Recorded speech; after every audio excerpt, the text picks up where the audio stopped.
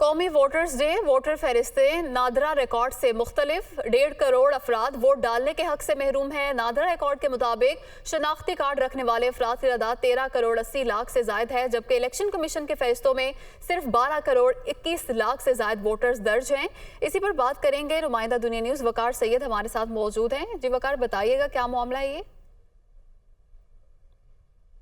जी बिल्कुल, आज मुल्क भर में जो है वो कौमी वोटर्स डे मनाया जा रहा है, लेकिन दूसरी जानिब जो वोटर फहरिस्तें हैं और जो नादरा का रिकॉर्ड जो दुनिया न्यूज़ ने हासिल किया उसके मुताबिक तकरीबन कोई 1.5 करोड़ से ज़ायद ऐसे पाकिस्तानी हैं जो कौमी शनाख्ती कार्ड तो रखते हैं, लेकिन वो बतौर वोटर जो है वो उनका इंदराज जो है वो नहीं किया जा सका। जो नादरा का रिकॉर्ड है जो हमें मौसूल हुआ है उसके मुताबिक तकरीबन जो शनाख्ती कार्ड इशू है वो 13 करोड़ 80 लाख से ज़ायद पाकिस्तानियों को इशू है, लेकिन इलेक्शन कमीशन की जो ताज़ा तरीन वोटर फहरिस्त है उसके मुताबिक जो वोटर्स की तादाद है वो 12 करोड़ 21 लाख से जो है वो जायद है। इसके मुताबिक जो मुल्क भर में जो मर्द हजरात है वो 7 करोड़ 48 लाख से जायद जो मर्द हैं वो कौमी शनाख्ती कार्ड रखते हैं, लेकिन